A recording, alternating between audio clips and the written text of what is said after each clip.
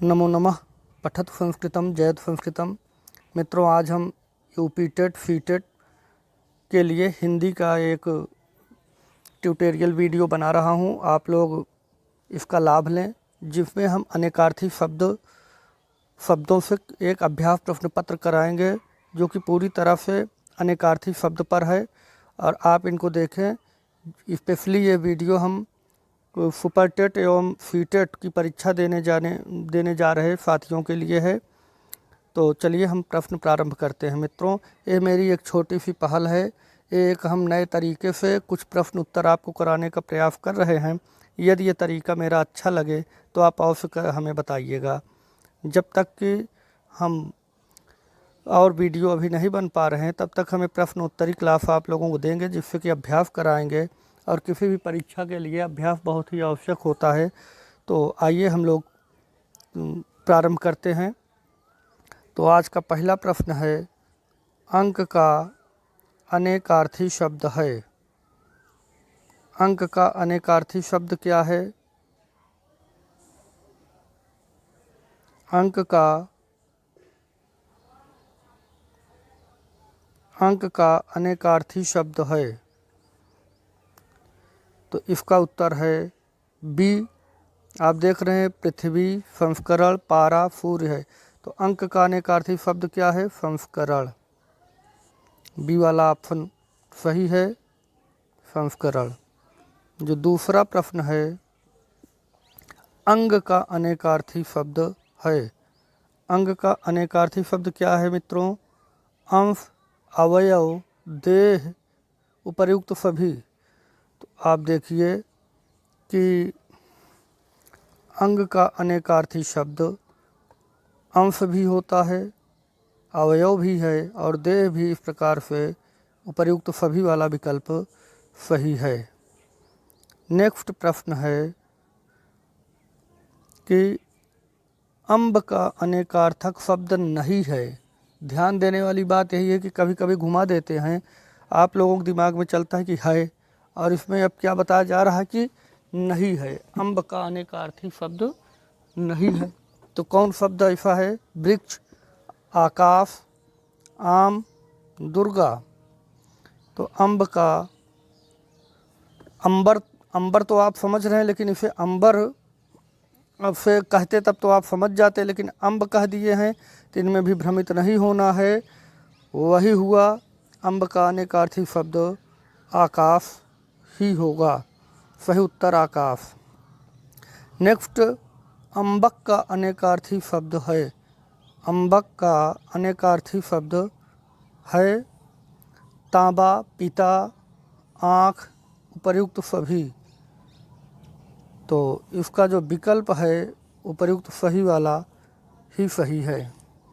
Next प्रश्न है, अचल का अनेकार्थी शब्द है। अचल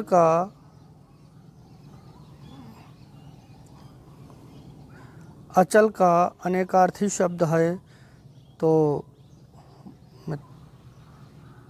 एक मिनट, थोड़ा कुछ प्रॉब्लम है। हाँ, आइए अब देखते हैं कि अचल का अनेकार्थी शब्द क्या होगा। अचल का, तो अचल का अनेकार्थी शब्द अटल, सारस, मोती, कमल। तो अटल सही है, पहला वाला विकल्प ए, अटल।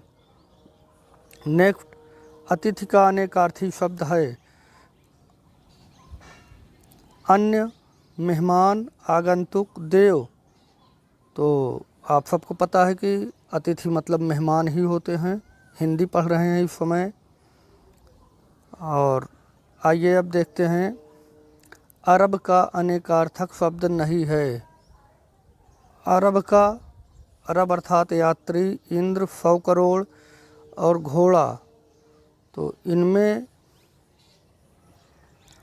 कह रहे हैं कि अरब का अनेकार्थी शब्द कौन सा नहीं है। तो अरब इंद्र को भी कहते हैं, 100 करोड़ को भी कहते हैं, घोड़ा को भी कहते हैं, लेकिन यात्री को अरब नहीं कहते हैं। तो अनेकार्थी शब्द अरब का नहीं है, यात्री। आइए 8वां प्रश्न देखते हैं कि अवस्था का अनेकार्थी शब्द क्या है। अवस्था, अवस्था का उम्र, गति, दफा, उपर्युक्त सभी। तो जो इसमें विकल्प है उपर्युक्त सही वाला विकल्प सही है। नेक्स्ट, कंठ का अनेकार्थक शब्द नहीं है। कंठ, विघ्न, विघ्न, कवच, गुलाब, कांटा। तो कंठ का विघ्न भी है, कवच भी है और कांटा भी है। गुलाब एक कंठ का अनेकार्थी शब्द नहीं है, तो गुलाब सही है। कंठ का अनेक, कंठ अभी तक देखे आप, अब कंठ देख लीजिए। कंठ का अनेकार्थक शब्द नहीं है। कंठ, गला, किनारा, फर, कोपलध। तो उत्तर, जो सही उत्तर इसका होगा वो है कोपलध। आगे, कंदल का अनेकार्थी शब्द है। चंचल, कोपल, समुद्र, इनमें से कोई नहीं। तो कंदल का अनेकार्थी शब्द है कोपल। कनक का अनेकार्थक शब्द नहीं है। कनक का अनेकार्थक शब्द नहीं है। तो कनक का अनेकार्थक शब्द कौन सा है? खजूर, सूर्य, गेहूँ, धतूरा। तो सूर्य जो है ये कनक का अनेकार्थक शब्द नहीं है। नेक्स्ट प्रश्न है कि कोफ का अनेकार्थक शब्द नहीं है। कोफ, खाली, स्थान, खजाना, म्यान। तो नहीं है। तो कोफ का अनेकार्थी शब्द खाली, खाली नहीं होगा। बाकी स्थान, खजाना, म्यान ये सब कोफ के अनेकार्थक शब्द हैं। नेक्स्ट है, कोफ का अनेकार्थी शब्द है। एक एक शब्दों के अंतर देखिए आप लोग, बहुत ही ध्यान से समझिएगा और हमें उम्मीद है कि समझ में आपको आ रहा होगा। जैसे भी होगा आप हमें कमेंट करके ही बताइएगा। कोफ का अनेकार्थी शब्द क्या है? तो कोफ का अनेकार्थी शब्द स्थान, स्थान ही सही है। खर का अर्थ क्या है?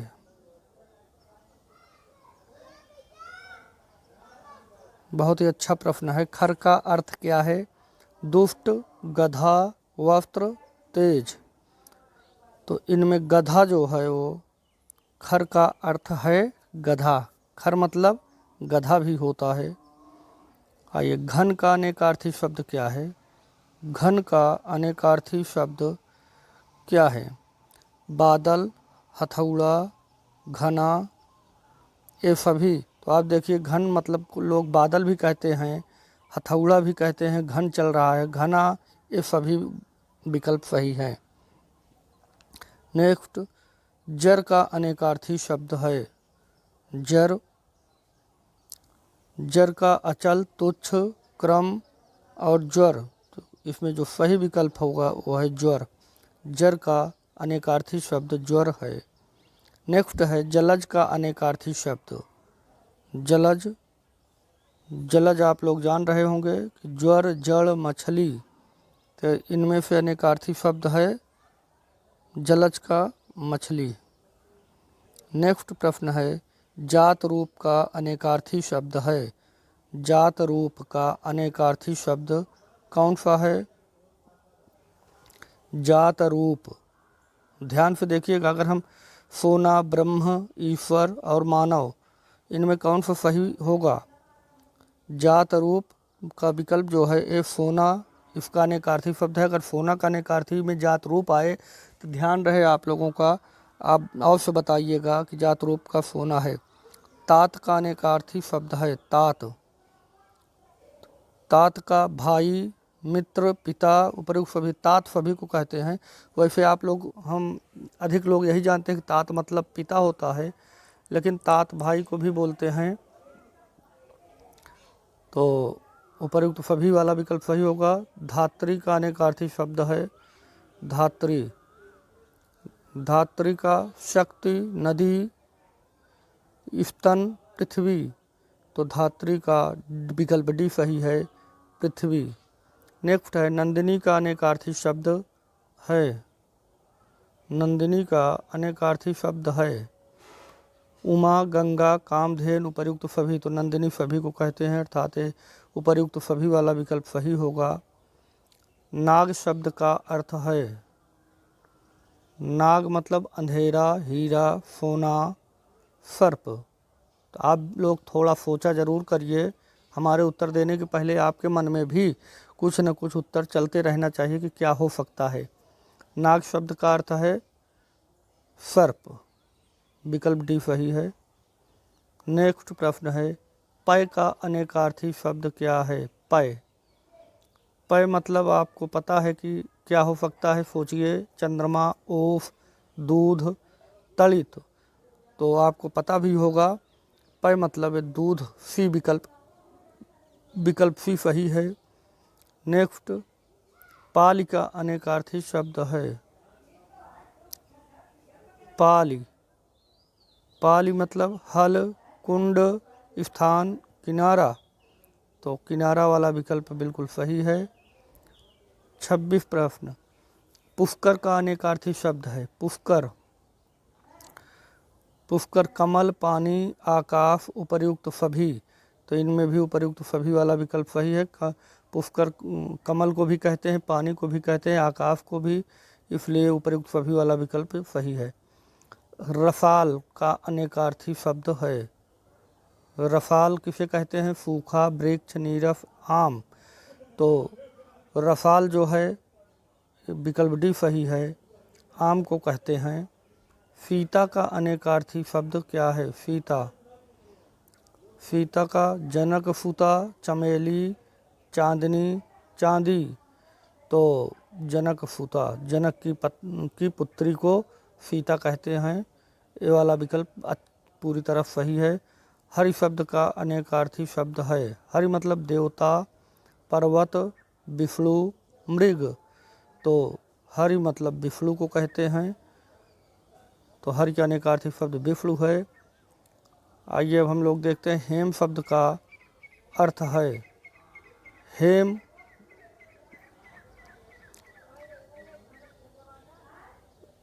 हेम शब्द का अर्थ है हाथ, सोना, घोड़ा, हल्दी। तो हेम मतलब सोना को भी हेम कहते हैं, इसलिए विकल्प बी सही होगा। तो मित्रों, हमें उम्मीद है कि आप लोगों का मेरे द्वारा ये अनेकार्थी शब्द पर बनाया गया वीडियो अवश्य पसंद आएगा। अगर आपको कुछ लाभ समझ में आ रहा हो तो हमें बताइएगा। आगे हम इसी तरह से अव्यय पर, पर्यायवाची पर और विशेषण पर, विशेष पर, इन सभी पर हम अधिक से अधिक अभ्यास प्रश्न कराने का प्रयास करेंगे। और आप लोग जो लोग अभी चैनल पर नए हों वो हमारे संस्कृत सेवा के चैनल को अवश्य सब्सक्राइब कर लें और बेल आइकन की बटन भी अवश्य दबाएं, जिससे कि आपको हमारे द्वारा प्रदान की गई समस्त वीडियो तुरंत मिल जाए। और बहुत जल्द आप लोगों की नेक्स्ट क्लासेज जो होंगी वो भी मिलेंगी। अभी ये जो जब तक हम क्लास वैसे नहीं चल रही है, हम आपको कुछ अभ्यास प्रश्न करा रहे हैं। अगर ये आपको अच्छा लगे तो हमें कमेंट करके अवश्य बताइएगा मित्रों। बहुत बहुत धन्यवाद।